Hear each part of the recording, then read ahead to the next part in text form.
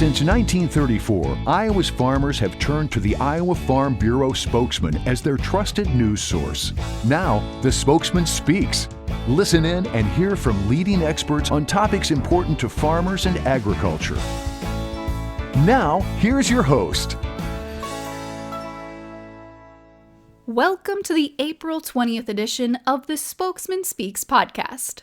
I'm Delaney Howell, and this episode is packed with information that should hit close to home as Iowa agriculture responds to the COVID-19 pandemic and kicks off the 2020 growing season simultaneously. Iowa Farm Bureau President Craig Hill will update us on Ag's evolving response to COVID-19. Then, Iowa Food Bank Association Executive Director Linda Gorko will share the most pressing needs for Iowa's food banks right now and how a new $100,000 donation from the Iowa Farm Bureau will help provide more than 500,000 meals. Next, we'll switch over to conservation. April 22nd is Earth Day, after all. Iowa State University's Dr. Mark Licht will introduce us to a new manual with consensus conservation recommendations for Iowa farmers developed by Iowa State, USDA, and other ag groups. And we'll close the episode with some important spring safety tips, including COVID-19 prevention, from Iowa State's Dr. Chuck Schwab. Wow, this episode is going to be jam-packed, so let's start with President Craig Hill. Spokesman editor Dirk Steimel called President Hill last week to discuss the wide-ranging impacts of COVID-19 and how Farm Bureau is advocating for farmers as the situation evolves.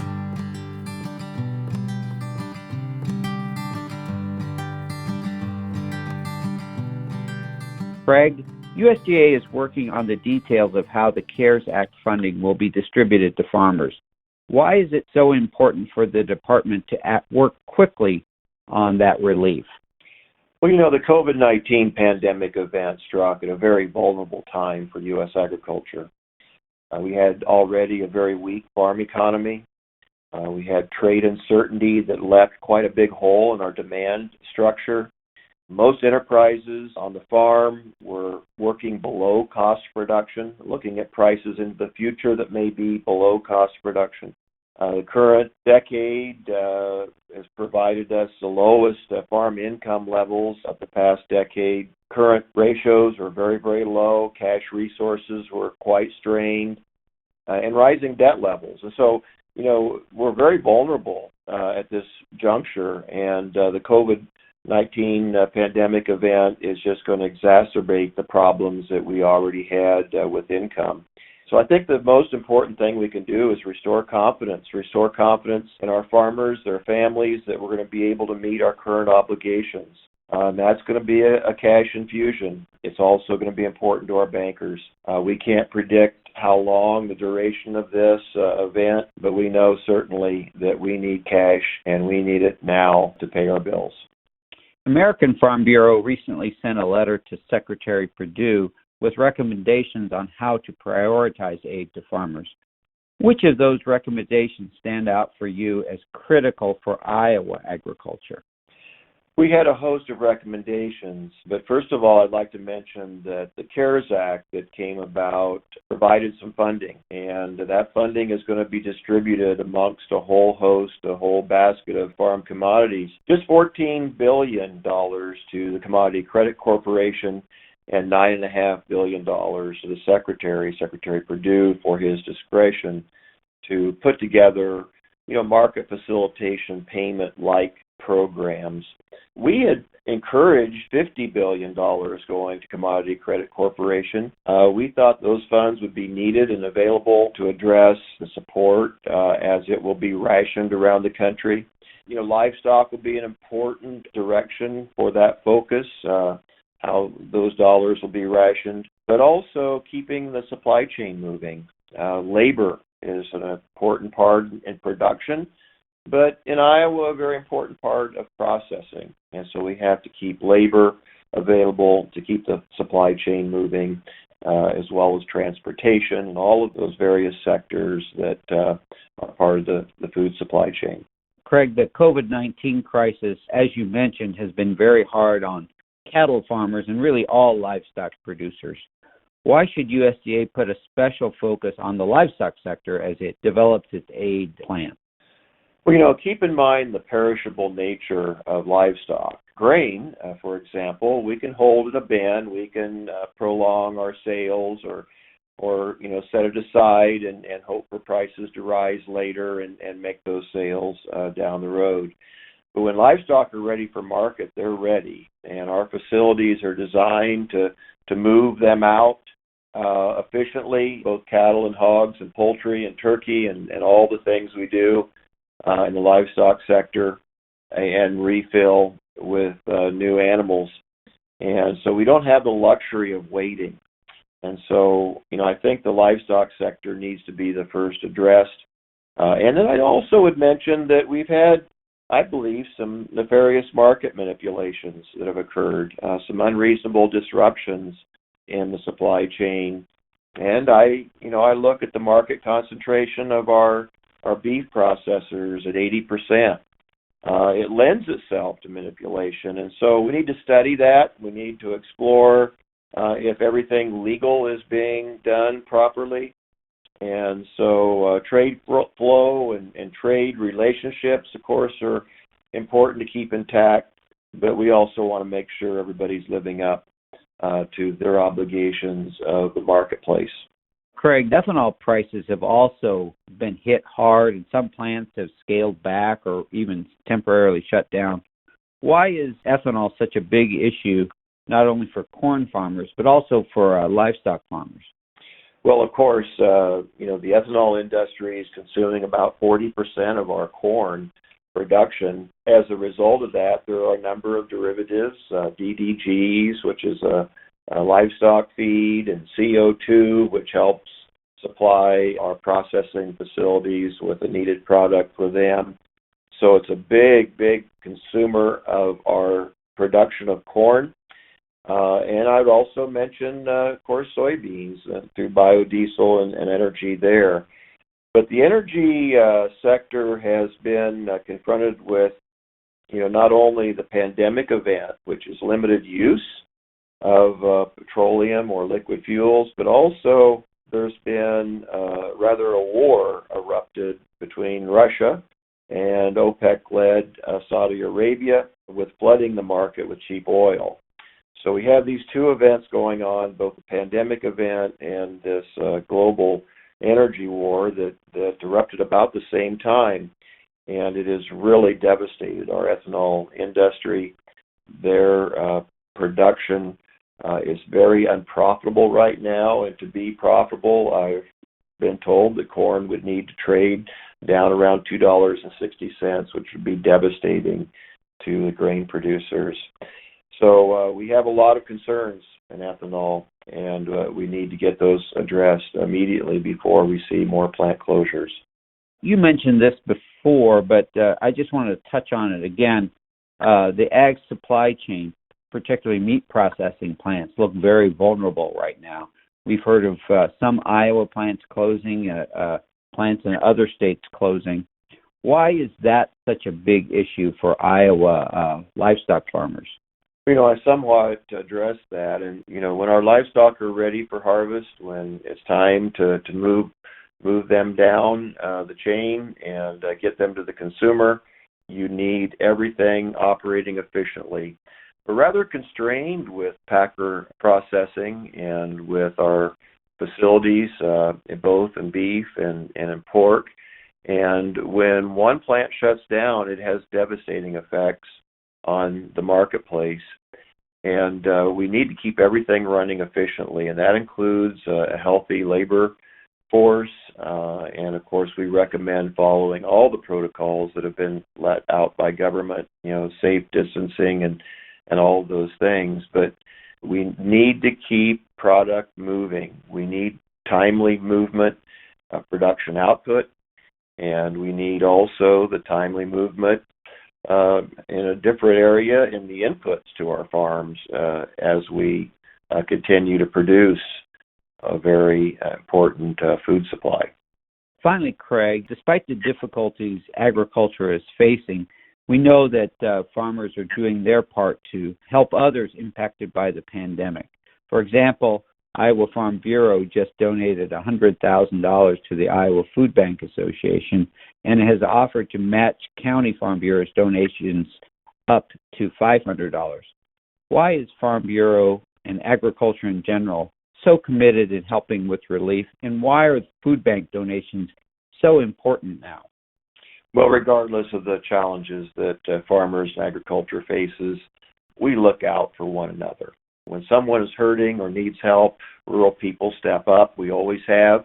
Even when times are tough, we lend a hand, and we lend a hand to those in need. And this is something that we as a farm organization and as community leaders can do. Our county farm bureaus, I know, are engaged in this, as well as the Iowa Farm Bureau. It's just an important thing for us to do at this time. And we want to support, all Iowans, all consumers. It's what we do. And this is just a great opportunity for us to do that service. You heard President Hill say that rural Iowans step up when times are tough and lend a hand. That's so true. We see it in our local communities all the time. And since food banks have been hit particularly hard by this pandemic, we wanted to check in with Iowa Food Bank Association Executive Director Linda Gorko to see what rural Iowans can do to help. Iowa Farm Bureau recently donated $100,000 to the Iowa Food Bank Association, enough to help provide 550,000 meals. They also committed to matching local food bank donations by county farm bureaus up to $500. According to Linda, that's the kind of boost that Iowa's food banks can really use right now. Food banks, even prior to the pandemic, they were serving 10.9% of Iowans, with 15.3% of children going to bed hungry. So the situation that we had was of great need. And with the pandemic happening, we're starting to see the loss of wages, difficulty accessing food, and the really an increased need in relying on the food banks to fill the plates of those in need. The job disruptions and a lack of paid sick leave and the health threats are a disproportionate impact on the elderly and the low-income families. We know that number is growing daily. When we look at the need, we've had double-digit increases every food bank across the state of Iowa. There are 6 food banks that serve Iowa. We work with 1,200 pantries so that we all work together and we distribute the food to those that are in need. In 2019, we distributed about 38 million meals across the state of Iowa. With the double-digit increases, we are working constantly, not only with the pandemic, providing more food, it's more also converting from the way that we do our work. Rather than just handing out the food, we have to box it and have to take in consideration the safety of employees, our workers, and those that we serve. So rather than having choice pantries, we've gone to distributing food boxes with all of our pantries and doing drive-bys. So the variety of things that are coming down our way is, the lack of the food rescue. Because of the first couple weeks of this pandemic, there was not extra food for the food banks to pick up, and we rely heavy on that. And then we were experiencing the high number of volume of people that were in need and converting over to the food boxes almost all at the same time. So it has been a very busy time for the food banks during the pandemic, just like everyone else. Of course, Iowa's food banks don't just rely on dollars and food donations. They rely on a network of volunteers that are also being impacted by COVID-19. Those volunteers have been incredible. We wouldn't be able to and will not be able to do our work without the volunteers. Unfortunately, one of the areas that we have the biggest volunteer base is our seniors, and those are the people that are being quarantined, and we don't want to be at risk. So we're looking for new volunteers and a variety of people that might be available to volunteer. Our priority is protecting our volunteers to the best of our ability. All the processes are in place. We're also in need of PPE. but we do not want to take away from the healthcare workers. So that has been another challenge for us. Sanitizers have to have food safe sanitizing for our food banks. We cannot allow that area to be unclean in any way. So sanitization is very important for us, as well as gloves and masks. That's where we're headed. We have not used masks in the first couple of weeks because there was not the availability, but we're looking for those. But we do not want to take away from the healthcare workers at all. As you might guess, the need for additional food and boxes, along with the need for PPE and sanitizing supplies, does come at a cost, which is where Farm Bureau and folks like you can step up to the plate. The biggest item is the amount of work that we've had to shift from not using boxes to boxes. We did receive some boxes in.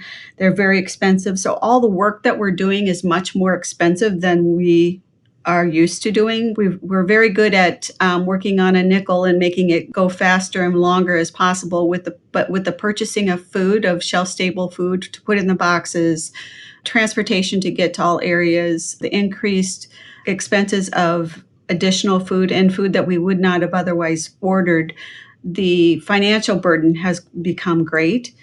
That's why Farm Bureau's gracious donation is making an impact. With the initial donation of $100,000, that provides over 500,000 meals right there. But with each county's donations, that will make even more of an impact. Every dollar we're able to raise, we make an effort across the state to provide 5.5 meals. So every dollar that's donated makes a great impact. Usually we are always seeking non-perishable and food donations as much as possible, but because the operations have turned to such a building of boxes and getting the transportation out to people in need and the high volume, they'll accept donations, but really the best way to help is either through a monetary donation or volunteering, if at all possible. Food insecurity is not who a person is. It's a time in their life that they are in need of additional support. In fact, a survey just taken late in 2019 indicated 70% of Americans had less than $1,000 saved and 45% had no savings. So this COVID-19 has created significant challenges for the increasing number of Iowans that needs the most basic need of food. Disruptions happen in life, and it's important for us to feed each other through everything that we're going through. So we thank everyone for nurturing the growth of Iowa, and we thank Iowa Farm Bureau for always being a strong partner in helping grow a better and stronger Iowa. We appreciate those thoughts from Linda, and even more importantly, we appreciate the work she and her staff and volunteers are doing to feed fellow Iowans during this difficult time. You also might have heard Linda mention there that the Iowa Food Bank Association works with a network of 6 regional food banks and more than 1,200 food pantries throughout the state. So we'd encourage you to head out to their website, that's iowafba.org, to volunteer or make a donation of your own. We'll also include a link to the Food Bank Association's website in the notes for this podcast episode, so you can click there as well. One more quick reminder before we move on. Of course, these COVID-19 conversations with Craig Hill and Linda Gorko happened leading up to the release of this April 20th episode, so they're based on the best info we had available at the time. Due to the rapidly evolving nature of this pandemic, we encourage you to follow updates from the Governor's Office, the CDC, USDA, and other state and federal agencies for the very latest information. Okay, so back to the fields. With the exception of some stray snow, spring is here and Earth Day is just around the corner. So I'm guessing many of you are thinking about how you'll manage your existing conservation practices during the growing season and your options for adding new practices in 2020. Cover crops are a practice that have burst onto the Iowa scene. The Iowa Nutrient Research and Education Council estimates that Iowa farmers planted more than 2 million acres of cover crops in 2018, which is up pretty drastically considering that just a decade ago, we had only roughly 10,000 acres of cover crops. Until now, the management practices recommended for cover crops varied greatly depending on which expert you asked or read. That's true of many other conservation practices as well. As Iowa farmers innovate and adopt brand new practices like saturated buffers and bioreactors, it's sometimes difficult to know which management options are the best. To give farmers more confidence in their conservation choices, a group of leading Iowa scientists and technical specialists got together, found consensus on a range of conservation practices, and earlier this year they published their management recommendations in the new Whole Farm Conservation Best Practices Manual. You can find that manual in the Iowa State Extension store, and we've linked to it in the notes for this podcast's episode, so you can click on it there too. Iowa State's Dr. Mark Licht is one of the experts who helped develop the manual, and Farm Bureau's very own Zach Bader recently called him up and talked about it.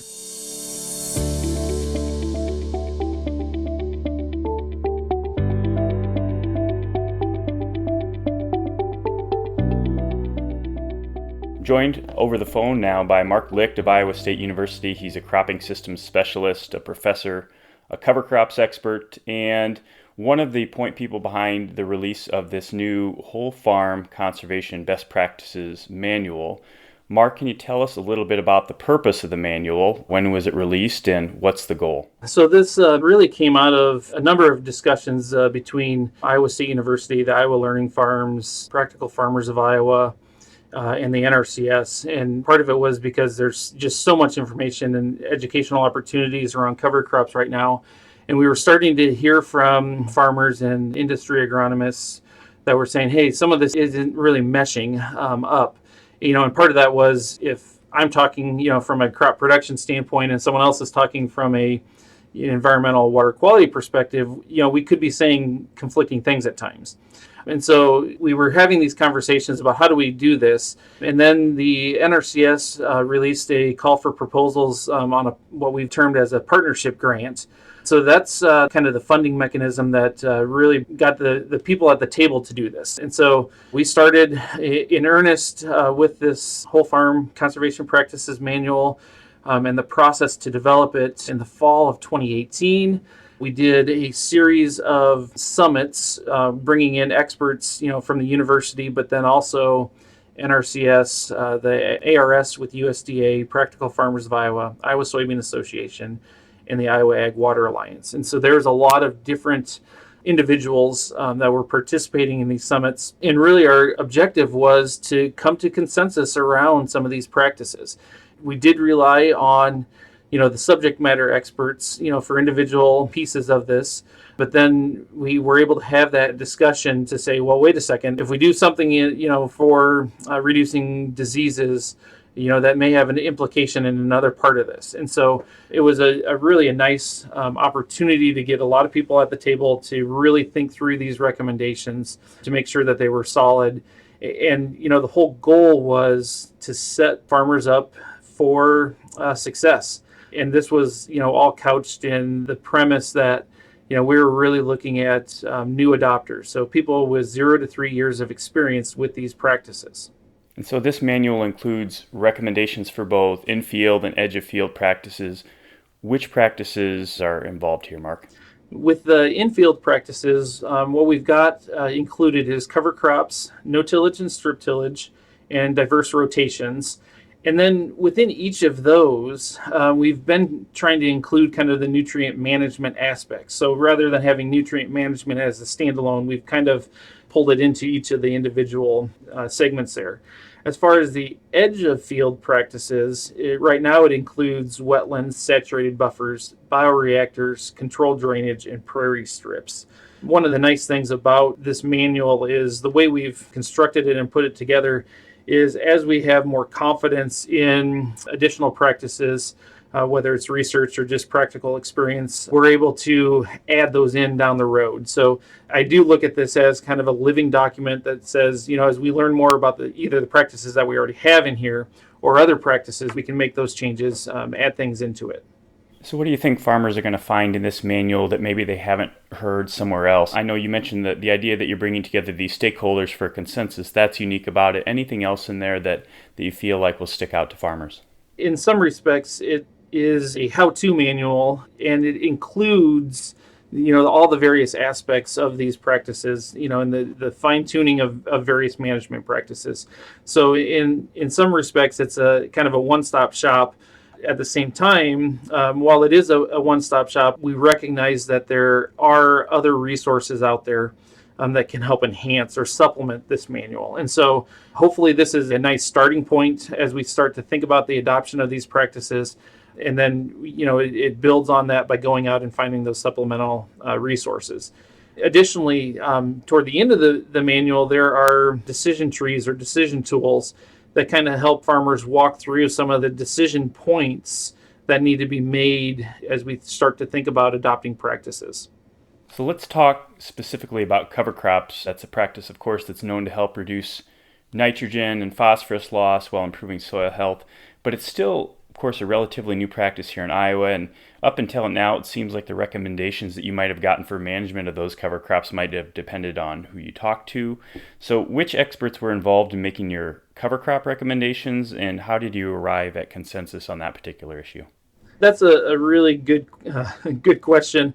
In total, there were, as far as the cover crop segments of this, there were 20 to 25 experts in the room.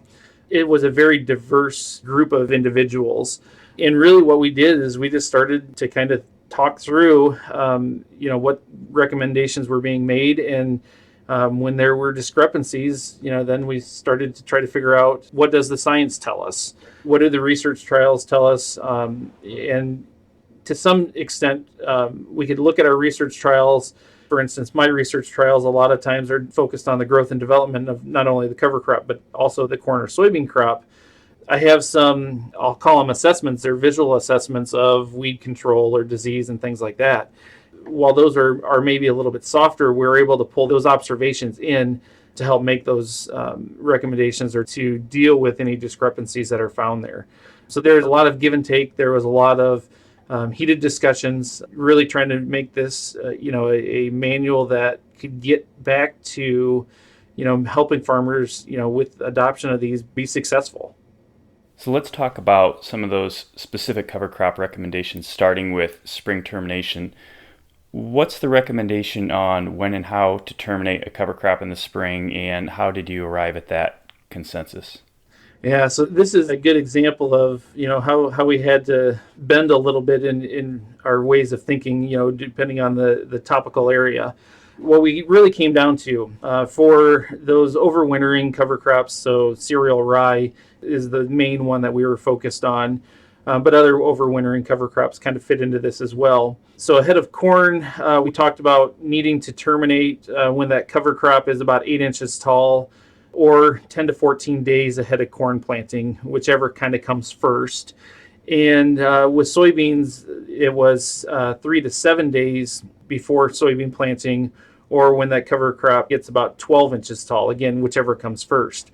So those decisions really got balanced because we were focused on not wanting to have a detrimental effect on either the corn or soybean yields, but also looking into the data of the seedling diseases and what does that mean as far as termination and when do we have least effect, from seedling diseases, and then trying to balance that with, making sure that we're getting enough biomass from that cover crop to reduce those nitrate losses to protect the soil. And so there's a little bit of balancing going on there, especially on the soybean side. Because there's a lot of evidence, that we can terminate, an overwintering cover crop after soybeans are planted. The challenge there is that there's a lot more risk involved in it. There's a lot more nuance or finesse with how do we plant into that much residue. What happens if we get too much rain or not enough rain? And so there's a little bit of risk when we went to that. And so that's kind of where the consensus came to, the 3 to 7 days ahead of soybean planting, or that 12-inch height. as far as how to terminate. Most of this was focused, on the corn side of it. That tends to be a little bit trickier. What we decided was still recommending a full rate of glyphosate. And then because glyphosate works better when we have actively growing crops or actively growing plants that are taking it up, we said that cover crop, should be green and growing. And then we're looking for daytime temperatures that are above 60 degrees and nighttime temperatures that are above 40 degrees. Again, with the intent that we want that overwintering cover crop to be actively growing. So that way the glyphosate is translocated through it and we get an effective kill of the cover crop then. So after farmers terminate their cover crops in the spring, is there anything in this manual that describes to them what they might need to do differently when it comes to planting or managing their cash crop moving forward? Is there anything like that in here? Yeah, the manual does get into a little bit of that. And so it talks a little bit about, how we should be changing some of the fertility, or do we need to be changing some of the fertility? And basically the main point there is probably we're moving that nitrogen application ahead of corn. We're moving that from either a fall or spring application to either at planting or right before or after planting type time frame.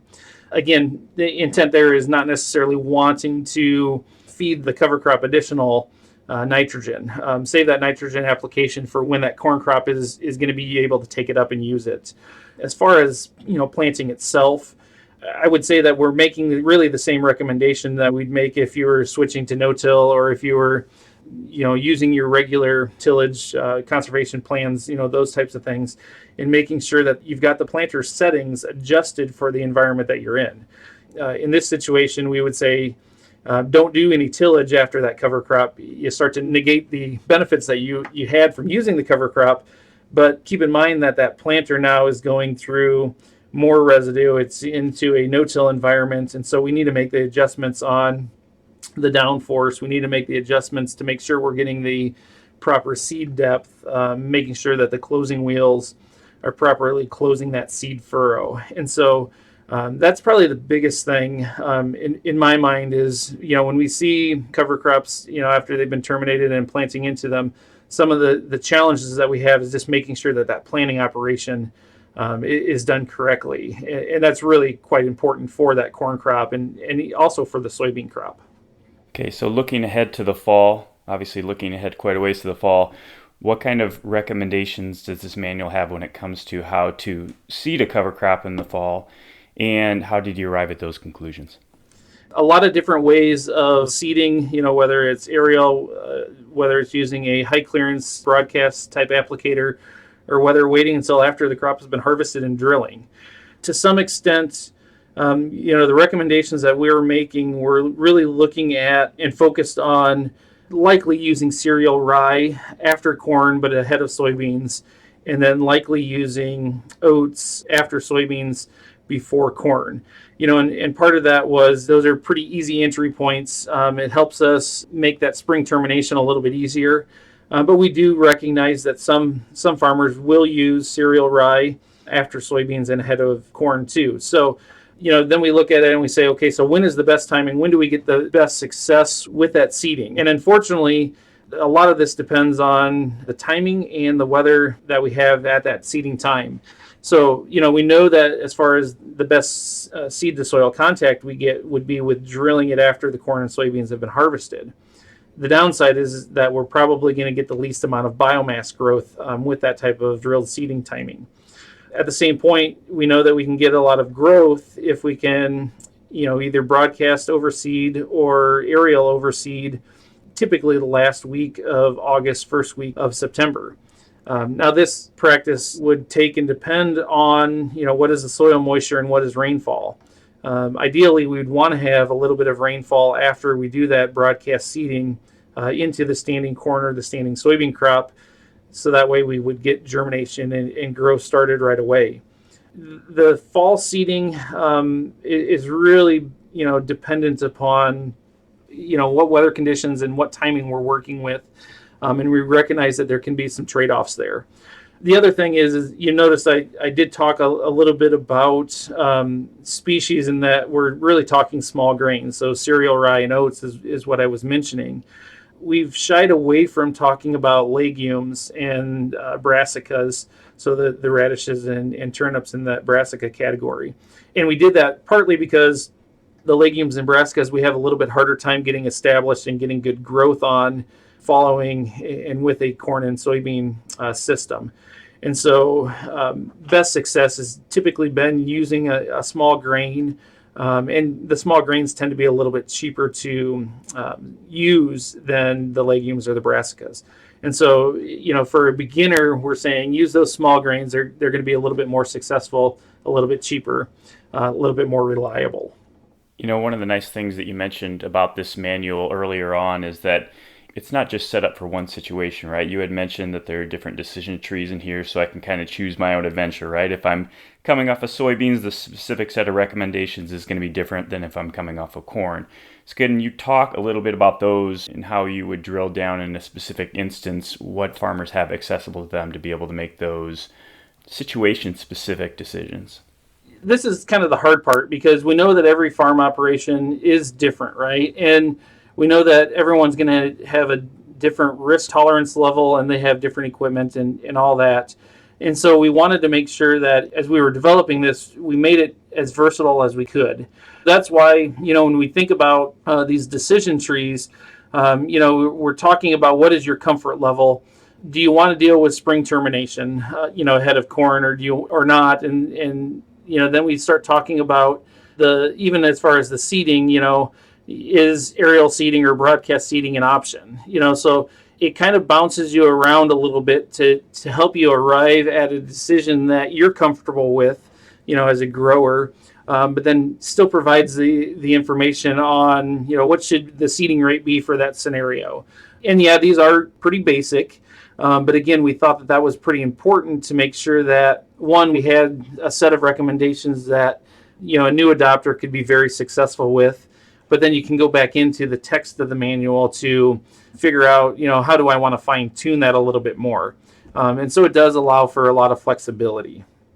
So this is a manual that's got about 60 pages in it. Part of that's on cover crops. Part of it's on other conservation practices. What else stands out to you in this manual that you think farmers are going to find particularly new or enlightening when it comes to different conservation practices?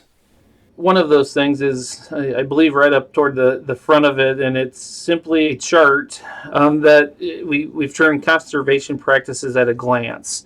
And so it has a whole host of practices, some of which we don't necessarily address in this manual, but it has a whole host of practices. And it talks about, do these practices address soil health? Do they address nutrient loss reduction? Or do they address habitat? And the way we've set this up is you kind of see the impact that we think that these practices have, and then the type of confidence that we have in kind of that assessment of the impact. And so, an example of that is with cover crops, we think that they have a high impact on soil health and nitrogen and phosphorus loss reductions. And we have high confidence in that, largely because of the large body of research that's been going on in that area.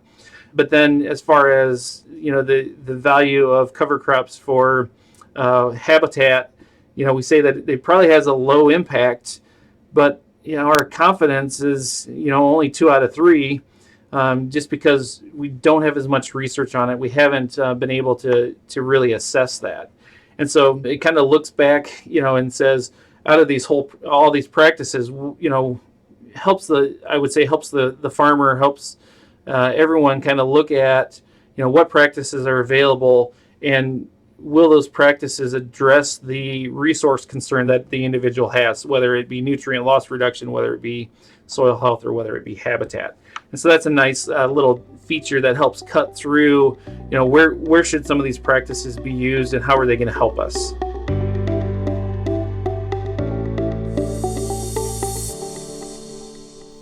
It's nice when the experts can get together and make your life a little easier, right? Remember, you can find the Whole Farm Conservation Best Practices Manual in the ISU Extension Store or click on it in the notes for this podcast episode. Well, we've arrived at our final interview for this episode of The Spokesman Speaks, and we've saved this one for last because we really want the message of farm safety to stick with you as you embark on the 2020 growing season. It sounds like common sense, but as you'll hear from Iowa State's Dr. Chuck Schwab, being mindful of your safety is truly more important now than ever before. Spokesman editor Dirk Steimel has the story.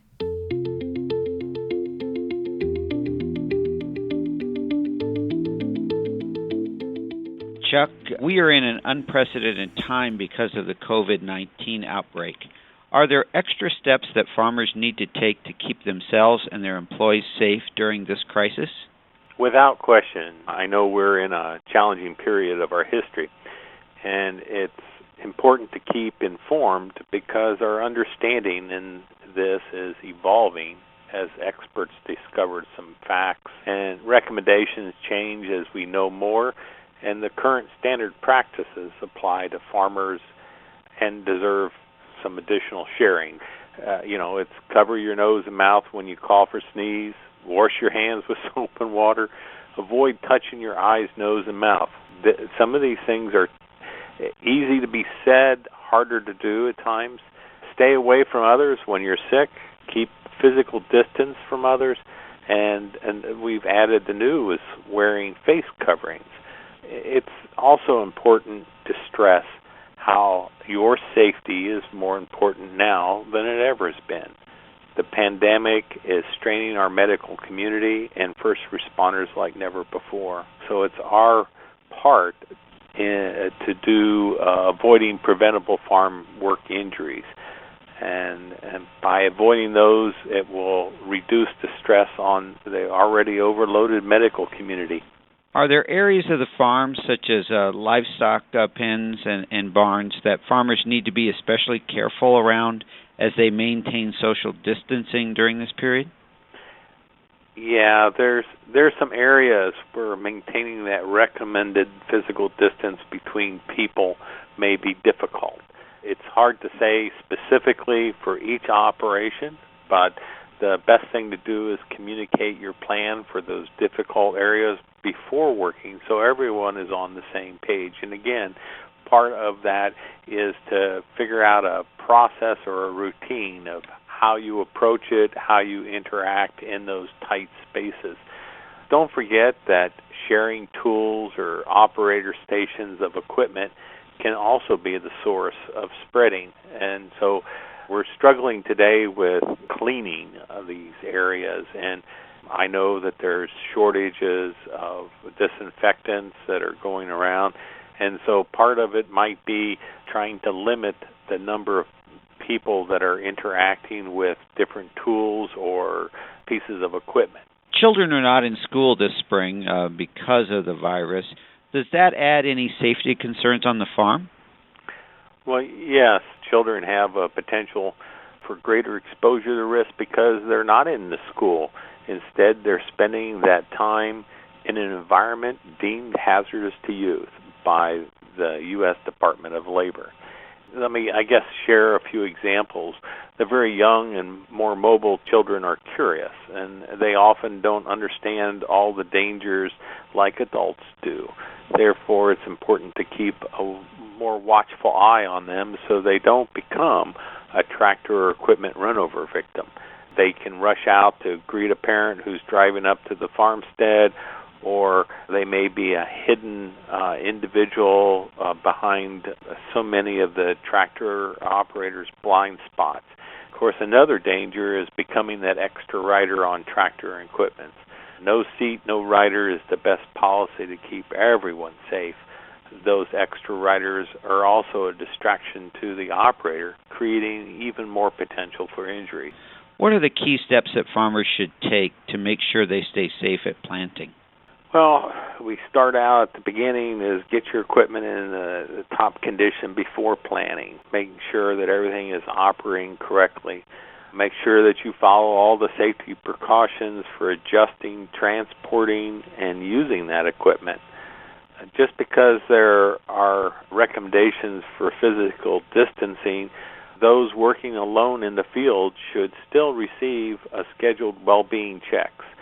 It's just as important for them to check up on them, even though, we're trying to remain that physical distancing. And it's also very important to take those physical breaks, to stretch your legs, to break away from the routine of planting, disking, plowing, whatever you're doing. Nourish and hydrate your body. And when your body is the best, you tend to be safer.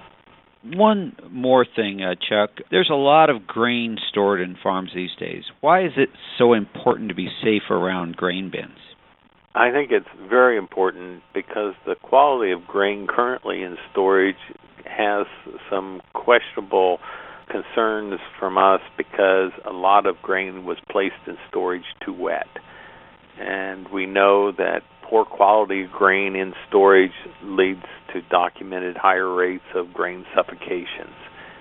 So I think it's important, if you're experiencing any difficulties in removing grain from the bin because it's clogged, gone up to one side, molded, or anything from spoilage, it's necessary to change your perspective. You should move from trying to get the grain out of the bin to a philosophy of keeping everyone safe. That shift in your priorities could be the difference that could save your or someone's life. I encourage all of you to take a few plays out of Dr. Schwab's playbook there and stay safe out there this planting season. Your friends, loved ones, and the entire medical community are counting on it. Well, that's it for another episode of The Spokesman Speaks. I'm Delaney Howell, and if you've enjoyed this episode, I hope you'll hit subscribe and join us for our next episode on May 4th. Until then, I hope that you stay safe, protect your loved ones, give back to your local communities, and find new ways of responding to the challenge of feeding our neighbors in Iowa and around the globe. Thanks for reading The Spokesman, and thanks for tuning in to The Spokesman Speaks. Thank you for listening to The Spokesman Speaks, a podcast by Iowa Farm Bureau. Check out more podcasts and articles from The Spokesman at iowafarmbureau.com/spokesman. You can also find and subscribe to the Spokesman Speaks podcast in the Apple Podcasts app, Google Play, and other popular podcast apps. We appreciate your ratings and reviews and welcome your feedback at podcast@ifbf.org.